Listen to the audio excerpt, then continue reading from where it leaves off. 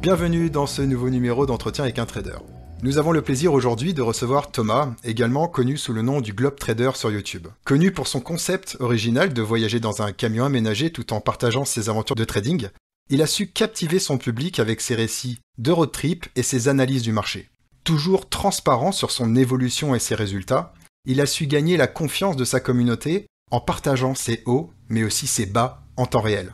Dans cet épisode, nous allons discuter avec lui de son parcours, de son approche du trading, mais surtout de son expérience en trading sur le marché du Forex, notamment avec la stratégie ICT. Nous avons hâte d'en apprendre davantage sur les défis uniques qu'il a dû relever en tant que trader nomade, et sur les leçons qu'il a apprises en cours de route. Bienvenue Thomas, et merci d'avoir accepté mon invitation. Salut, merci à toi, merci, content d'être là, de pouvoir partager autour du trading. Eh ben écoute, c'est un plaisir partagé. Donc, pour commencer cet entretien, j'aimerais que tu m'expliques en quelques mots seulement ce qui t'anime dans cette activité, dans le trading. Oula, plein de choses. Un concept de base que j'aime bien, c'est pour devenir trader, on va faire une très bonne connaissance de soi, une évolution permanente aussi, d'en apprendre toujours plus sur soi, ses mécanismes, ses croyances limitantes, et tout ça, parce que pour être un trader gagnant, va falloir apprendre à se connaître au mieux. Et parce que j'aime bien aussi, c'est qu'il n'y a pas de finalité en fait. On dit souvent que le trading c'est un art, et il n'y a pas de fin en soi. On est toujours en train d'essayer de s'améliorer, d'apprendre des choses. Et c'est sans fin, et donc c'est ça qui me passionne aussi dans ce domaine-là. Après, un autre axe que j'aime bien aussi, c'est que étant plus petit, j'aurais voulu être sportif de haut niveau, et je retrouve ça, ce niveau de compétition, de haute performance, l'exigence que le trading demande au quotidien. Tout ça, je retrouve les valeurs que j'aime bien dans le trading. Et puis après, un peu comme tout le monde, plus basiquement, la liberté que ça peut offrir, la liberté temporelle, géographique, financière que le trading peut apporter une fois que tu le maîtrises vraiment bien. D'accord. Et donc sur cette lancée, quel a été, on va dire, dans les grosses lignes, ton cursus scolaire, enfin ton niveau scolaire du moins? Bac, après j'ai fait un bac électrotechnique, après j'ai fait une première année de BTS, et en fait j'ai pas fait la deuxième année, j'ai bifurqué directement. À l'époque, ils rénovaient le parc d'ascenseurs, et c'était dans la filière d'électrotechnique, donc j'ai fait une mention complémentaire ascensoriste, ils appellent ça.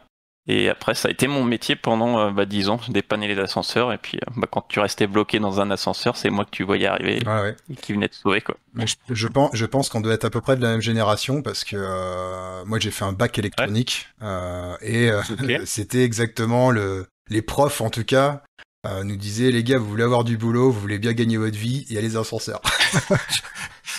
Franchement, ouais. Ouais. Ouais. Et est-ce que tu as trouvé que le cursus scolaire que tu as fait ou peut-être l'expérience pro que tu as eu des aspects positifs sur ton démarrage dans l'apprentissage pour acquérir peut-être certaines notions dans le trading ou alors pas du tout?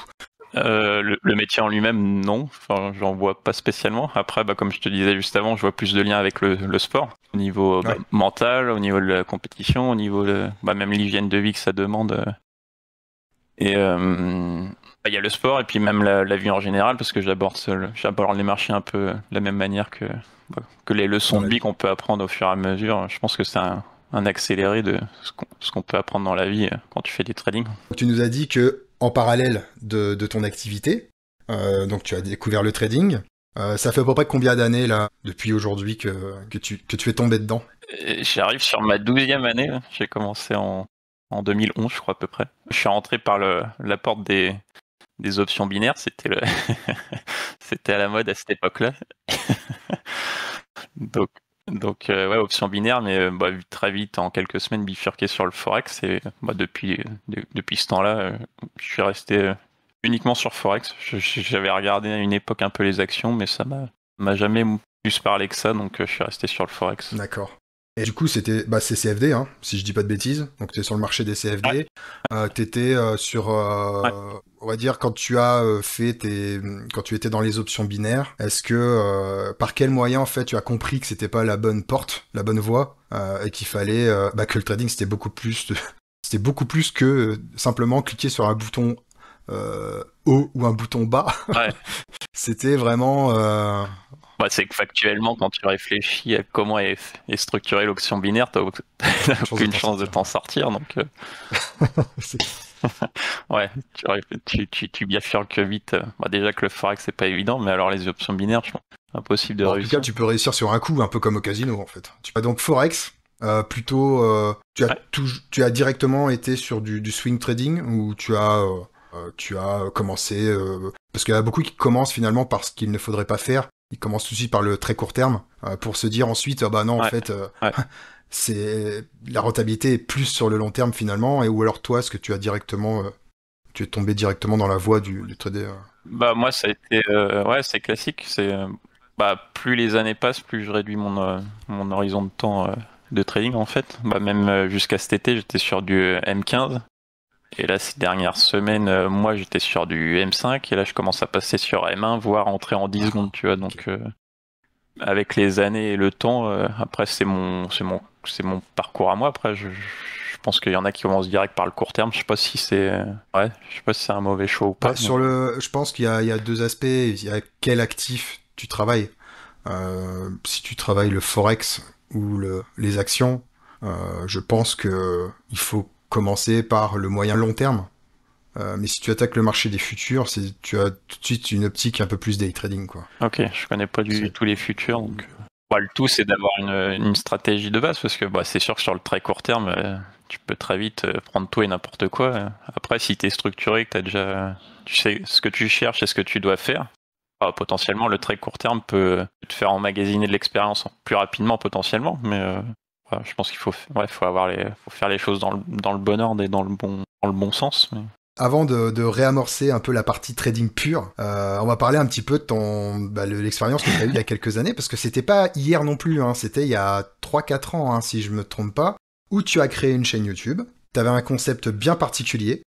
Est-ce que tu peux nous en parler, et puis surtout, quel a été ton objectif dans cette démarche-là à l'époque pour avant, parce que mine de rien, ça c'est quelque chose qui a plutôt bien fonctionné, t'as eu de l'audience. Donc, si tu peux nous parler un petit peu de tout ça. Moi, c'était...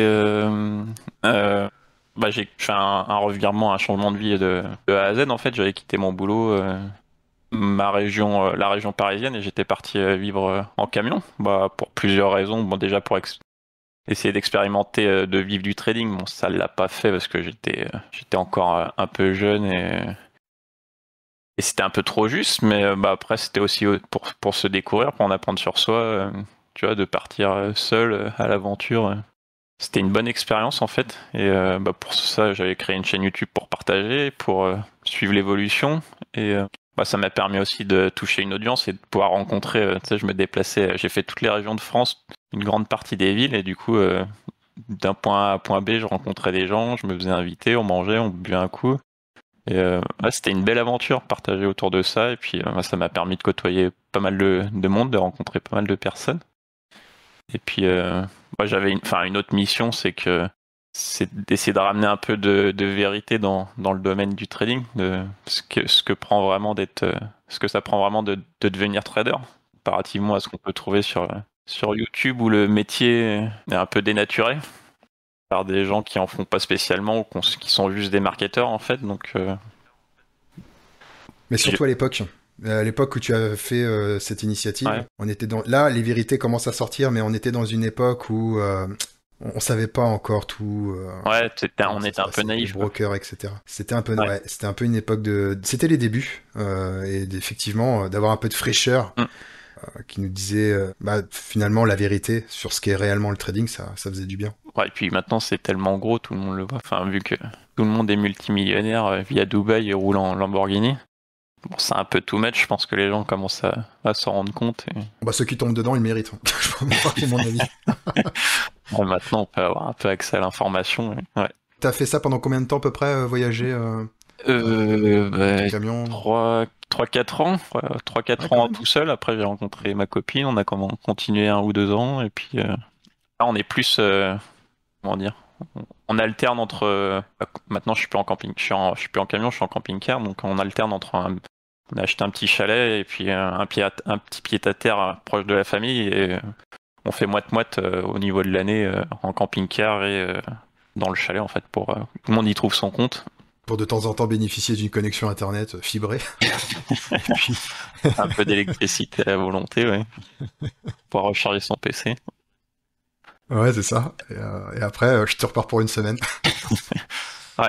Bon, on fait ça sur des formats de quelques mois, genre 2-3 mois. Bah là, on va partir au ski voir les montagnes pendant 2-3 mois. Après cet été, ça sera plus vers la côte pour surfer, tu vois. On aménage les années en fonction de ça. Ou même pendant cette expérience-là ou avant cette expérience-là, Ouais. Est-ce que tu as dans ton parcours testé autre chose que le forex et tout ça? Ou alors est-ce que tu as attaqué tout de suite le marché des devises? Je suis très peu, ouais, je suis resté sur Forex principalement. À une époque, j'avais regardé un peu du côté des actions, mais ça m'a pas attiré plus que ça. Tu t'es pas éparpillé, quoi. Tu t'es vraiment resté concentré sur une classe d'actifs. Ouais. Puis ça me correspondait mieux par rapport, même quand je travaillais, tu vois, on rentre le soir à 17h, t'as encore le temps de regarder les graphiques, le Forex est encore ouvert, il bouge encore, donc je suis toujours resté là-dessus en fait. Est-ce que tu as entrepris des formations quand tu as démarré, ou alors tu as fait ça plus en autodidacte et par la suite Formation de trading? Comment ça s'est passé de ton côté? Ouais.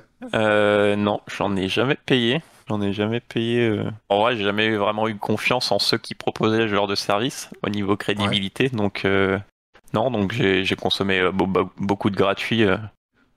YouTube, tous les forums, le gros forum de Forex Factory aussi, où il y avait plein de trucs. Il y a un onglet méthode où j'ai regardé les dizaines de pages de méthodes de trading. Ouais. Tu cherches tout et n'importe quoi. J'ai lu énormément de livres aussi. J'ai même appris l'anglais pour pouvoir lire encore plus de livres et toucher le marché anglophone. Donc j'ai énormément appris comme ça. Pas de formation de niveau trading. Après, j'ai fait beaucoup de formations au niveau de développement personnel, psychologie. D'accord. Au niveau de la performance, plus ce genre de choses en fait à implémenter après dans ton trading quotidien. Mais et sous forme de PNL, d'hypnose, comment ça s'est... ce genre de choses. Ouais. D'accord. Ouais, ce genre de pratique. Donc là, t'as trouvé quelqu'un. Comment ça s'est passé? Parce que c'est quand même. C'était pareil, c'est le même. Tu payes il y a des formations en ligne, en vidéo, et puis ok. Tu trouves beaucoup de contenu, de livres, pareil, mais ouais, c'est plus là où j'ai mis mon argent en fait que dans des formations en trading. D'accord. Et donc t'as jamais, à aucun moment, ressenti le besoin de te dire, allez, il faut que je franchisse le pas. Ça bloque, il y a un truc qui bloque techniquement et j'y arrive pas, quoi. Jamais tu t'es orienté là-dessus. Comme je te disais, j'ai pas confiance et puis les retours que j'ai, je sais très bien que les gens, tu vas dans une formation, tu passes à la deuxième, tu passes à la troisième, à la quatrième, et t'en ressors, jamais vraiment quelque chose, quoi. Parce que t'as l'avantage d'avoir côtoyé du monde, je pense, aussi. Ouais, avec une petite chaîne comme ça, t'as des retours, puis les gens, en général, ils en font pas qu'une, donc ils en font plusieurs, et t'as les retours, ils comparent, ils te confirment avec le temps qu'il n'y a pas forcément besoin d'aller... Selon toi, un formateur qui aujourd'hui propose ses services, se concentre sur le marketing, sur tout ça, quelle est ton approche par rapport à tout ça? Pour toi, c'est forcément quelqu'un qui ne gagne pas en trading? C'est quelqu'un qui veut se diversifier? C'est quelqu'un qui veut donner? Ou c'est clairement parce qu'il ne gagne pas en trading qu'il se lance dans ces... je pense que la majorité, enfin surtout ceux qui ont pignon sur rue, le plus de visibilité, c'est pour le côté marketing. Ils gagnent pas, mais après j'ai pas de problème avec ça. Si demain moi je gagne très facilement sur les marchés et que tu peux apporter ta pierre à l'édifice et former réellement et vraiment accompagner les gens dans une démarche comme ça, parce que quand tu maîtrises un sujet, t'as envie de... C'est même un challenge d'essayer de former des gens, donc j'aurais pas de problème avec ça. Après c'est plus les personnes qui proposent ce genre de service et les résultats qu'ils n'ont pas et la crédibilité qu'ils n'ont pas, je trouve. Donc... Ouais, donc selon toi, il faudrait vraiment s'orienter vers un accompagnement en one-to-one, ou peut-être en équipe, mais je veux dire en équipe restreinte, où tu mentoring vraiment les gens, quoi. Quand tu fais énormément de volume, je pense que les gens, c'est quand même du contenu YouTube, quoi. T'en ressors pas énormément de choses. Et après, je pense qu'il y a un marché, enfin j'aurais pas de problème si la personne est réellement légitime, une vraie valeur ajoutée, pas de problème qu'il se diversifie, au contraire, hein. Parce que quand on voit apporter plus de valeur sur le marché, quand on voit ce qui existe actuellement, ça serait que mieux, je pense. Ouais, c'est sûr. Et moi je pense que en fait il y a beaucoup de gens qui ont une bonne démarche, mais c'est ceux qui ne sont pas le plus visibles. Donc du coup, tu vas en premier, tu vas avoir la partie visuelle de l'iceberg, où là tu auras les gros marketeurs, les grosses formations qui valent pas. Et puis en dessous, tu as plein de petits qui sont de c'est bonne plus volonté. de ce côté-là. Ouais. Voilà, c'est là-dessus qu'il faut se tourner. Et Je me faisais la même réflexion. Cet été, j'ai passé beaucoup de temps au Sable d'Olonne et on a fait quelques restos et je me disais, tu sais, ceux qui ont vu sur la mer les plus belles places, c'est pas forcément les meilleurs restos. Quand tu vas 2 rues plus loin dans les petites ruelles, c'est là où tu as les meilleurs restaurants, la meilleure gastronomie. Et voilà, c'est un peu pareil en trading. Ils ont plus de visibilité, mais ça sera pas forcément là où tu apprendras le plus de choses et ça sera le plus qualitatif, quoi. Et toi, on en revient un peu à ce que me disait sur un précédent podcast avec Arnaud. Il me disait que pour lui, la première des choses, l'importance vitale, si tu veux vraiment faire du trading une activité à part entière, c'est de trouver des mentors. Lui, ça a été son cas. Il a été, pas physiquement, en tout cas, il a tout de suite été du côté des Américains. Il a trouvé une bande de gars qui gagnaient sur les marchés, etc. Ils l'ont pris sous son aile. Il a été mentoré. Et c'est là-dessus qu'il a vraiment trouvé un équilibre dans son évolution. Est-ce que toi, de ton côté, tu as eu ou tu as quelqu'un qui t'épaule un petit peu dans tes journées de trading? C'est tout récent. J'ai créé mon Discord il y a quelques mois et c'est arrivé juste avant Noël, quelques jours avant, je crois. Une personne qui m'a contacté et au bout de 5 minutes, j'ai parlé 5-10 minutes avec elle et j'ai senti qu'il y avait quelque chose de particulier avec cette personne-là.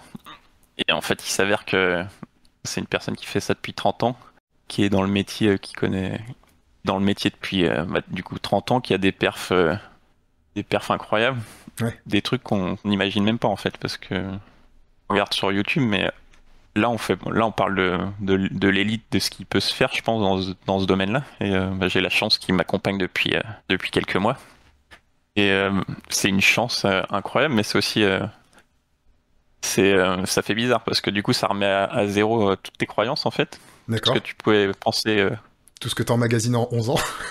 Ouais, tout ce qu'on a pu apprendre, tout ce qu'on a pu accumuler en fait. Et donc pendant des semaines, c'est comme si t'es un peu KO debout, tu sais plus trop quoi penser et ce que tu dois faire. Et je pense que c'est un mal pour un bien en fait, tu dois passer par là pour... Après quand tu le vois faire au quotidien, il m'envoie ses signaux, il m'envoie ses perfs, il m'envoie tout. Et c'est une chance incroyable, mais faut le temps de digérer l'information et de voir et de changer ses croyances au fur et à mesure. Et ouais, avoir un mentor, je pense que c'est obligatoire. Les croyances dont tu parles, c'est des croyances liées au montant des PNL, à la performance en soi. Par exemple, tout. Ouais. Tout, ouais, oui, c'est le pourcentage qu'il peut faire chaque jour, c'est les montants avec lesquels il joue, c'est comment il voit les marchés, comment il les aborde, comment il se comporte en fait au quotidien. Tu le vois, même s'il prend des pertes, ça ne l'affecte pas, il continue dans son scénario, il lâche pas. C'est En fait, toi, on nous impose. C'est ça le plus important, je crois. Ouais. On nous impose sur YouTube, sur les médias et tout ça, il y a toujours ce truc du le mec qui fait des perfs incroyables est vu comme un mytho, est vu comme un charlatan, et toujours on va te dire oui, les fonds d'investissement ils font pas plus de 10% par an, donc si t'es Et moi c'est ça, à une époque en tout cas, ça m'a beaucoup bloqué cette affaire-là. Je me disais, mais comment il y a des gens qui te disent, qui ont l'air d'avoir du métier, te disent ça, tu dis, mais comment on va faire alors? 10% par an, c'est rien. Il y a plein de mythes, je crois, parce que c'est véhiculé par des gens qui connaissent pas le domaine. Parce que là, je te parle de cette personne-là qui était dans le système, donc il sait de quoi il parle. Et oui, moi aussi, j'étais comme toi, bloqué à dire que 2% par mois, c'est déjà très bien. C'est ça. Et alors, en fait, mais on est très loin de la réalité. Enfin, on se crée la réalité qu'on veut, mais... Et ça t'a... le fait que t'aies vu quand même tout ce que t'as vu avant, le fait d'avoir passé... parce que 11 ans, c'est pas rien, mine de rien, d'heures de trading, enfin d'heures à regarder les marchés. J'imagine qu'il y a quand même tu en tires du positif quand même. Je repars un peu de zéro, quoi. J'essaie d'épurer, de me rapprocher de ce qu'il fait lui, parce que il me partage sa méthodologie, ses signaux au quotidien, et donc ça prend un peu de temps à redigérer toutes les informations, restructurer, laisser tomber les croyances que tu as depuis 11 ans, que tu as ancrées fortement. Donc c'est un long processus, mais à faire ça tout seul, tant que tu vois pas quelqu'un le faire, c'est... Parce que déjà, même quand tu le vois faire, t'y crois pas. Ouais. Donc, On en connaît tu te dis, c'est pas possible, quoi. dans la communauté des gens qui font aussi des performances intéressantes. Et t'as toujours des gens qui doutent sur la véracité de leur... Ben non, en fait, il n'y a pas à douter parce que c'est la réalité des choses. Non, en tout cas, c'est vraiment une chance, ouais, pour toi d'avoir, Incroyable. de Ouais. tomber, ouais, d'être tombé dessus. Selon toi, quand, toi, par exemple, on parle beaucoup de confiance en soi, de psycho, on entend beaucoup la psychologie en trading, c'est 90% et tout ça. Ouais. Euh, mais il y a quand même, t'es d'accord avec moi, il y a quand même la méthode qui rentre. Parce Ouais. que moi, je suis pas d'accord avec le fait qu'on dise que c'est du 90-10. Pour moi, la méthode, c'est effectivement quelque chose de super important. Et une fois que t'es à l'aise avec ta méthode et que t'as confiance en ta méthode, bah la psycho, elle suit en fait. Je sais pas toi, quel est Exactement. Ouais. ton avis par rapport à tout ça? Tu m'aurais demandé il y a 4-5 mois avant que je le rencontre, je t'aurais dit exactement pareil. J'étais plus dans la théorie du 90-10, voire 100%. Que tu fais tout à la psychologie, mais mais en fait, j'en suis revenu. Quand je le vois faire, ouais, techniquement, c'est très fort et c'est ce qu'il me dit. En fait, faut avoir une base technique hyper solide et la psychologie, comme tu dis, suit par la suite. Mais faire de la méthode Coué, tu sais, de la pensée positive, ça va pas te faire des perfs incroyables tous les jours. Donc, C'est pas ça qui va.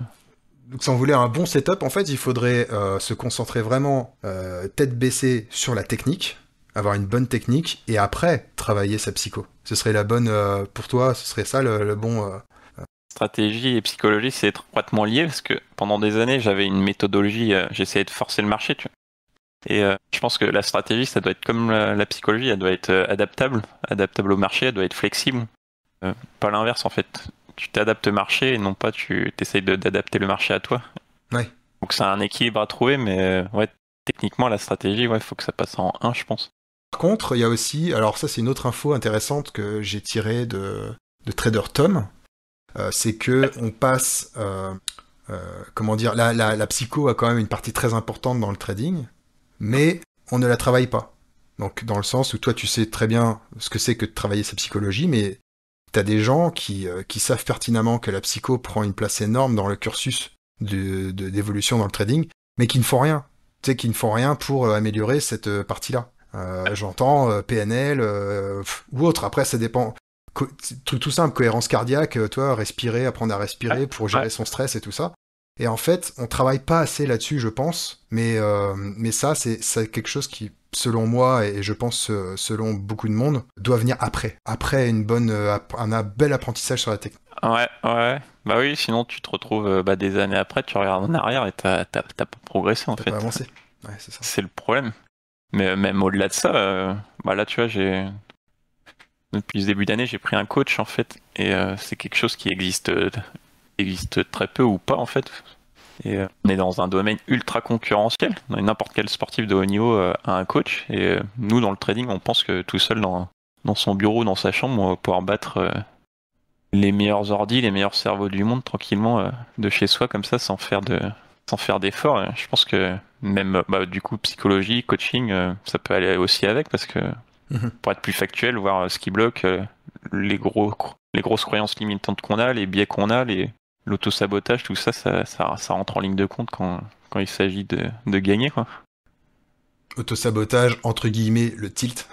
C'est ça. Le vocabulaire Ça qu'on a peut beaucoup. prendre plusieurs formes, ouais. Ouais. Ça peut prendre le tilt, ça peut prendre même la peur de gagner, tu vois, qu'on retrouve dans le sport. Quand tu te mets à gagner, t'es en rond au marché, tu sais pas pourquoi. Ouais. T'as des plafonds de verre, tout ce genre de choses. Si tu fais ça tout seul, le mentor aide aussi à ça, mais un coach peut. Coach de même vie et trading, pour moi c'est lié. Les problèmes que tu as dans le trading, le trading c'est un miroir, donc les problèmes que tu as dans ta vie, tu vas les retrouver dans le trading. Je pense si tu as un manque de confiance, si t'as tout ça, le marché c'est un révélateur de ce que t'es à l'instant T, je pense. Donc après c'est coach de. Maintenant tu as des coachs de haute performance, des coachs de performance en fait. Pareil que c'est les mêmes biais, c'est les mêmes principes qu'on retrouve chez les sportifs en fait. Hein. Pour moi, il y a très peu de différence entre les deux. La discussion était très intéressante autour de la psycho et tout ça. Bon, on va parler un petit peu trading, un peu méthode, du moins ta manière de voir le marché. tout en prenant en compte bien sûr que tu as remis beaucoup de choses en question. Bah écoute, si tu veux bien partager ton écran, et puis comme ça tu vas nous partager un petit peu ta manière de voir les choses. Ok. Donc, bah, comme je te disais juste avant, il y a encore quelques semaines, tout ce que je faisais, je le partageais sur ma chaîne YouTube en fait. C'est des concepts je base mon trading uniquement sur les principes d'ICT que j'ai appris, de Smart Money ou d'ICT, peu importe comment on l'appelle. Et bah, c'est à base je tradais uniquement les breaker blocks en fait, ce genre de setup où tu rentres à la vente ici une fois qu'il y a eu un piège qui a été créé. Si on prend un exemple graphique, tu vois qu'il y a une tendance baissière comme ça. Je vois qu'il y a une belle accumulation, un order block. C'est des zones sur lesquelles je vais potentiellement vouloir me positionner. Et pour ça, je vais attendre une réaction du marché. Et bah, tu vois le setup que je te disais. On le retrouve ici, où tu as la base, une prise de liquidité par le haut, par le bas, et on vient se repositionner sur les 50% à peu près. Ouais, les 50%, c'est un peu comme la recherche de liquidité finale avant d'entamer le vrai mouvement, quoi. Le point d'équilibre, ouais, ils viennent refermer des ordres et souvent tu as un order block en plus petite unité de temps. Là, on peut pas aller, faudrait aller en 10 secondes, mais il y en avait un hier. Et tu vois, ça fait ce genre de trade. Donc actuellement, ça fait encore partie des setups que je trade, mais je les trade plus plus spécialement de la même façon. Et bah, j'ai aussi d'autres zones d'intervention, mais bah, c'est un setup qui reste valide et c'est ce que je partage dans les vidéos. Et on est encore, il y en a beaucoup qui traitent ça sur le Discord et ça fonctionne plutôt bien. Donc voilà, uniquement price action, bah, depuis des années en fait. Ça fait seulement plus d'un an que je m'intéresse, que j'ai appris en fait les concepts de ICT et de Smart Money. Mais même avant ça, ça faisait déjà plusieurs années que je tradais sans indicateur. Que en fait, je tradais la liquidité plus ou moins sans le savoir. Après, c'est toutes les notions d'imbalance, d'order block que j'avais pas en fait. Et t'as jamais utilisé d'indicateur, du coup, t'as jamais utilisé un RSI, si? Ouais, les indicateurs, oui, si, j'ai eu le parcours classique, j'ai fait de l'indicateur, du chartisme, j'ai fait du Ishimoku pendant des années, j'ai fait des harmonic patterns.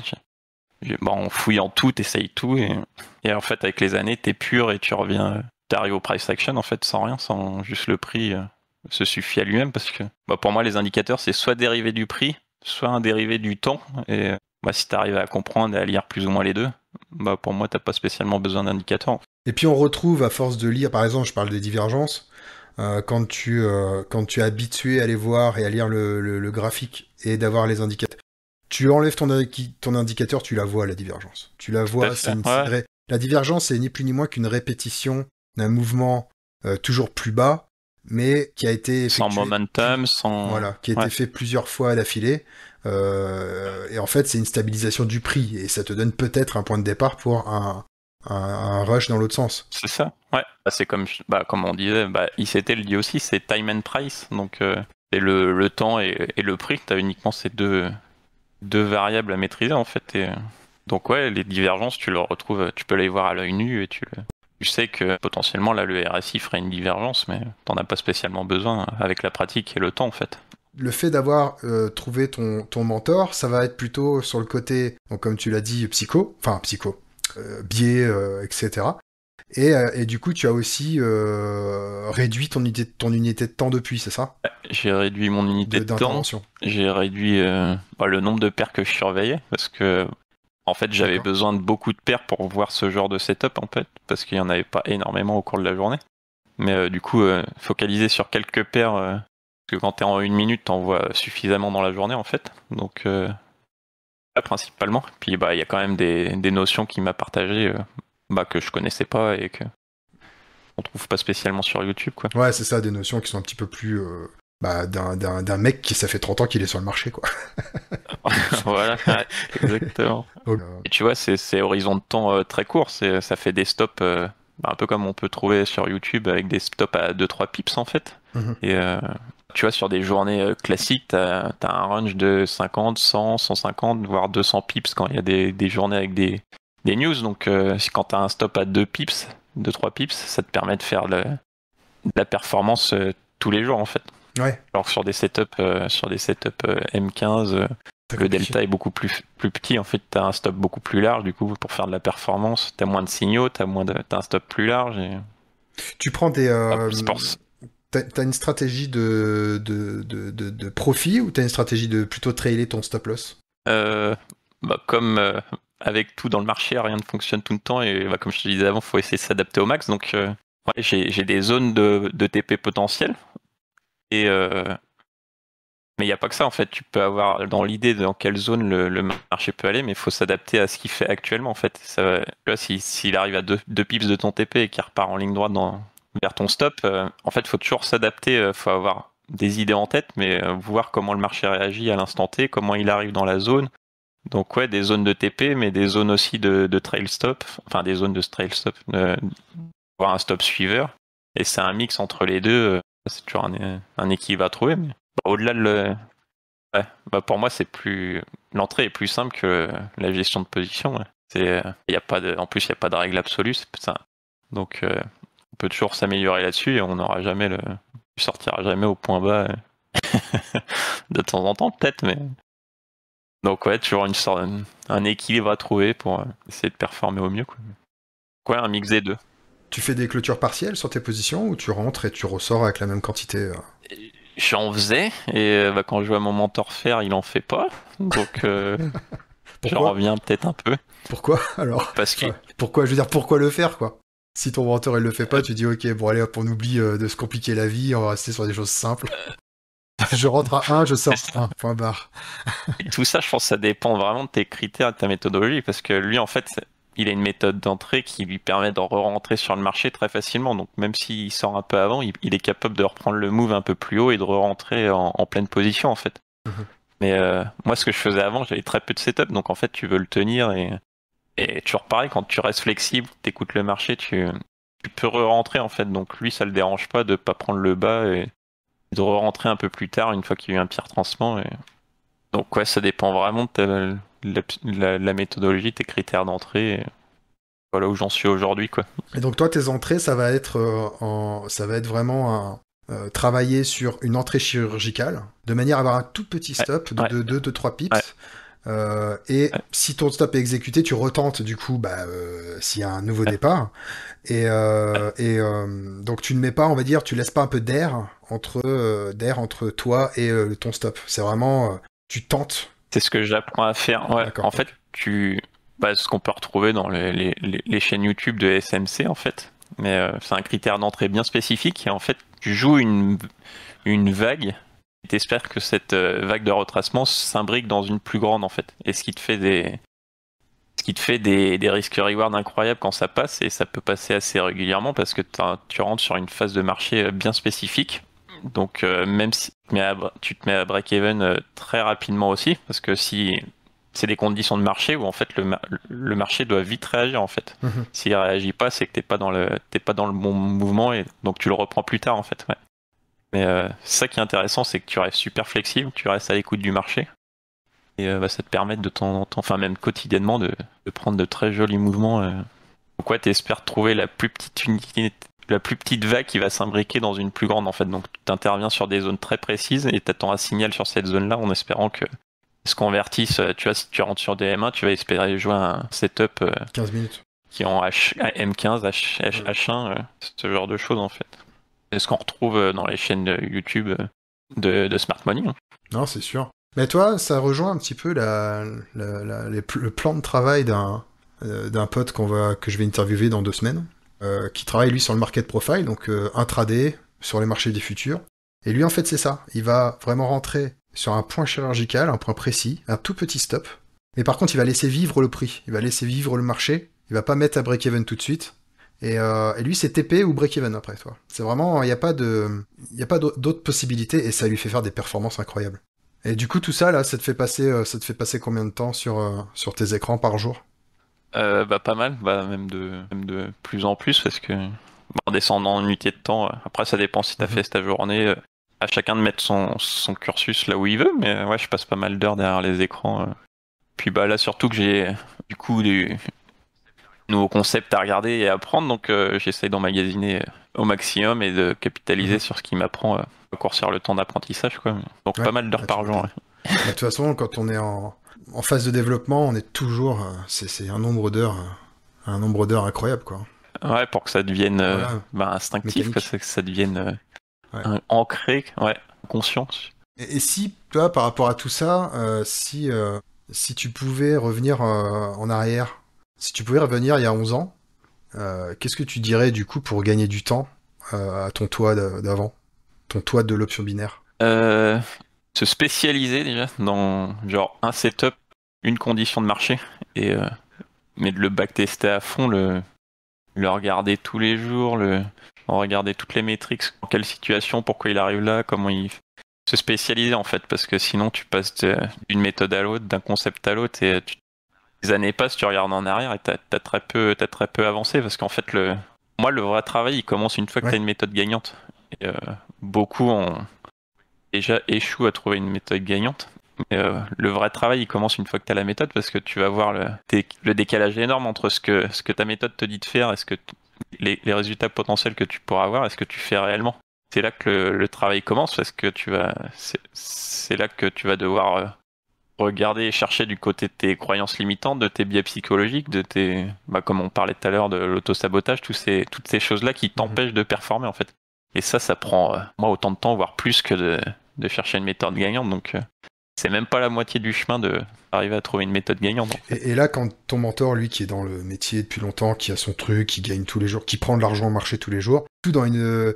Est-ce qu'il a des fois des envies d'apprendre des choses supplémentaires ou non, pas du tout, il fait ce qu'il sait faire Si, ça reste un étudiant. Il est capable d'aller acheter des formations d'un youtubeur où il sait très bien que il prend les infos où elles sont, pour ce qu'elles sont. Et si, il est tout le temps en train d'apprendre. Ouais. D'accord, ok. Ouais. Et puis même, je pense que c'est indispensable, ouais, parce que quand tu penses que t'es arrivé, au niveau du trading, tu vas vite te faire attraper Par le marché. par le Si marché, tu ouais. penses être arrivé à la fin, à la ligne d'arrivée, À la fin du game. Ouais. ouais, c'est ça la fin du game, bah non, en fait. Ouais, ouais. Ouais, un étudiant permanent. Ouais, c'est impressionnant. Tes, tes propres trucs à travailler. Moi, c'est plus la confiance, la version risque. Et tu vois, c'est un peu ce qu'on disait tout à l'heure, c'est que je pense que j'avais une méthode qui pouvait peut-être fonctionner légèrement, mais très dur d'être régulier avec ce genre de... Donc j'essayais de bâtir une confiance sur une fondation pas spécialement assez solide. Donc je pense que ça peut changer en ayant comme on disait, une méthode solide et la confiance viendra avec. Un autre truc dont on n'a pas parlé encore, qui me paraît super important, c'est la notion que j'ai à travailler, c'est que moi je suis plutôt un cérébral, un cartésien.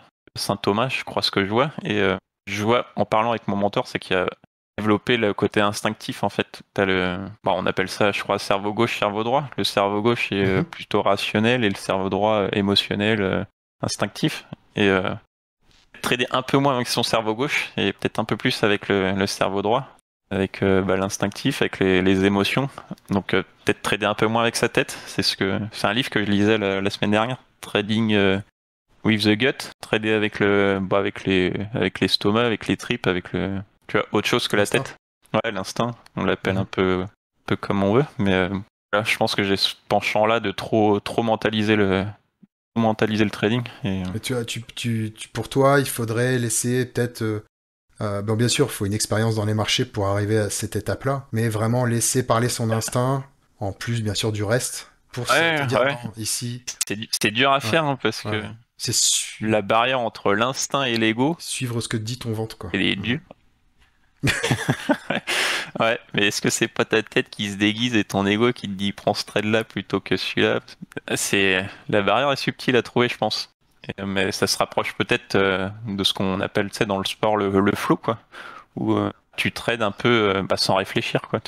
Comme quand tu conduis une voiture, tu penses même plus à ce que tu Mhm. fais et t'arrives du point A au point B, tu te souviens même pas que t'as démarré la voiture, quoi. Et, j'ai pas trouvé cet état-là, mais je pense que c'est une piste, en le voyant faire, c'est une piste à creuser.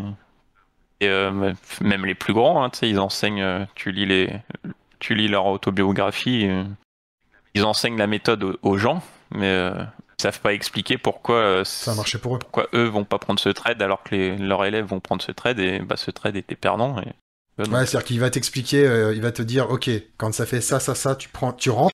Toi, ça fait ça, tu rentres. Et lui, il va dire, ah bah non, mais pas à celui-là. Fallait pas rentrer là.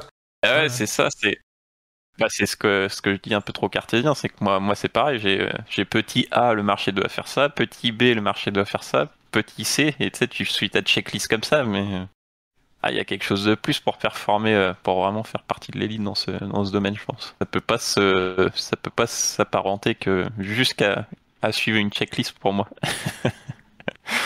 Mais en tout cas, faire partie de l'élite, c'est tout ce que je te souhaite, Thomas. Et on va finir avec deux petites questions que je pose généralement à toutes les personnes qui passent dans cet entretien. Tu nous as dit tout à l'heure que tu avais lu beaucoup de livres, donc ça va peut-être Ouais. être compliqué pour toi de donner une réponse. Et quels sont les trois qui t'ont le plus marqué? J'ai fait une vidéo il y a pas très longtemps sur ma chaîne YouTube, donc c'est assez frais. Trois, donc on va en prendre un pour la psychologie, donc moi je vais pas faire original, Trader entrer dans la zone de Mark Douglas. Pour moi, il y a pas. Tu sais que je l'ai lu presque une dizaine de fois, je pense. Je le lis une ou deux fois par an, donc tu vois. En fait, tu peux si tu arrives à télécharger les croyances et les imbriquer dans ton subconscient et que tu trades avec ça au quotidien, t'es gagné, quoi. Il n'y a pas besoin de spécialement d'autres choses niveau psychologie pour pouvoir livre pour pouvoir performer. Ouais. Pour moi, il y a vraiment tout dans ce livre-là. Ouais. Pour deux, du coup, un truc plus axé sur toujours dans le trading, mais pour la performance, j'aime bien le livre de Steve Ward de High Performance Trading. En gros, c'est 35, je crois 35 leçons d'auto-coaching pour coacher au quotidien, pour savoir ce que tu fais, comment améliorer, tu vas te poser les bonnes questions dans ton trading au quotidien. Savoir ce que tu as bien fait, moins bien fait, ce que tu peux améliorer, ce que tu peux éviter de faire. Et donc c'est super intéressant. Et ça reprend un peu des questions qu'on a abordées aujourd'hui. Il va te demander pourquoi tu fais du trading, pour avoir un pourquoi solide, pour pouvoir continuer à travers les années, même si t'es pas gagnant. Tu vois. Faut quand même une sacrée persévérance et résilience pour passer à travers tout ça. Donc j'ai beaucoup aimé l'auteur en général. Après, je crois, il a 4. Il a 3-4 livres sur le trading, donc j'aime bien cet auteur-là. Et en 3, on va partir un peu plus du côté cerveau droit, comme on disait tout à l'heure, spirituel. Du coup, je fais beaucoup le rapprochement entre la vie et le trading, comme on disait. Et j'aime bien cet auteur, c'est Jiddu Krishnamurti. Il a plein de livres, j'en ai lu, je sais pas combien, mais un des plus connus, c'est Se libérer du connu. Et, c'est développer sa sphère spirituelle pour pouvoir performer au mieux. Je pense que c'est indispensable. On dit souvent de trader dans le présent, t'oublies ce que t'as fait juste avant pour pas ramener le passé dans tes trades présents, pour pas ramener tes frustrations, l'envie de te refaire, tout ce genre de choses en fait. Et ça pour moi c'est lié au spirituel, et ce genre de livres peuvent créer des déclics ou des révélations. Donc j'ai beaucoup lu de ce côté-là aussi. C'est un livre qui ça parle du trading ou des activités Non, ça parle de la vie en général, en fait. Ouais, c'est comment aborder la vie. C'est un guide spirituel, un penseur, tu vois, un indien, je crois. Ok. En fait, tu remplaces le mot vie par trading et t'as exactement les mêmes. C'est incroyable. Tu remplaces le mot vie par sport, tu remplaces le mot vie par boulot, et puis du coup, tu arrives. Ouais, non, mais c'est intéressant. C'est intéressant. T'as des projets? T'as des projets pour l'avenir? Au niveau, ouais, toujours, on essaye toujours d'en avoir. Niveau de la chaîne YouTube. Devenir l'élite. Ouais, ça j'espère, ouais, sans projet. Si j'y arrive pas en étant accompagné comme ça, je peux abandonner, je pense. Mais... Sinon, ouais, un peu le format qu'on fait là, c'est que j'avais dans l'idée grâce au Discord qui prend de plus en plus d'ampleur, on est déjà près de plus de 2500, du coup, ça m'a donné accès à des personnes de qualité, des traders gagnants, donc faire potentiellement des interviews de vrais traders en fait, qu'on retrouve très peu sur YouTube. C'est pour ça que j'ai beaucoup aimé ce que tu faisais et que je me suis pris au jeu de faire ça avec toi, parce que il y a très peu de chaînes avec des valeurs dans ce milieu, il y en a très peu, du coup. Merci cool. à toi en tout cas, hein, parce que c'est moi qui t'ai démarché, t'as accepté avec grand plaisir, et ça me touche beaucoup. Ça a vraiment été un échange passionnant. C'est une question quand même que j'ai pas forcément posée aux autres. Le sport, la place du sport dans ta vie. Ouais. Ah, on l'a pas. Moi, je sais qu'en ce qui me concerne, si j'ai pas fait 3 jours, pendant 3 jours, j'ai pas fait du sport, je ne peux pas trader. C'est-à-dire que je vais m'asseoir sur mon fauteuil, je vais bondir, je vais être énervé. Exactement pareil, ouais. C'est sport quasiment. Peut-être pas tous les jours, un jour sur deux. Mais au-delà du sport, c'est même l'hygiène de vie globale. Hein. Pour moi, c'est pour performer c'est peut-être le domaine le plus concurrentiel au monde, et tu peux pas te permettre de t'alcooliser le soir, être complètement décalqué, de dormir 2 heures par nuit. Donc ça joue. Ça prend aussi un bon sommeil, une bonne alimentation, toute la gestion du stress. Comme le sportif de haut niveau, en fait, il laisse pas grand-chose au hasard. Le sportif de haut niveau, les grands entrepreneurs, etc. Ouais, ils ont tous des routines, ils ont tous une hygiène de vie globale, quoi.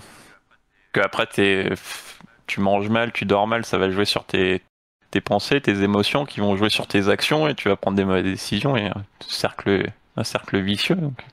Ouais, c'est sûr.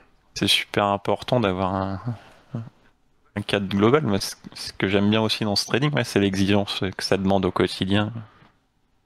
Donc, ta chaîne YouTube, Club Trader, prochainement des podcasts. Ouais, j'aimerais bien lancer ça, des interviews de vrais traders.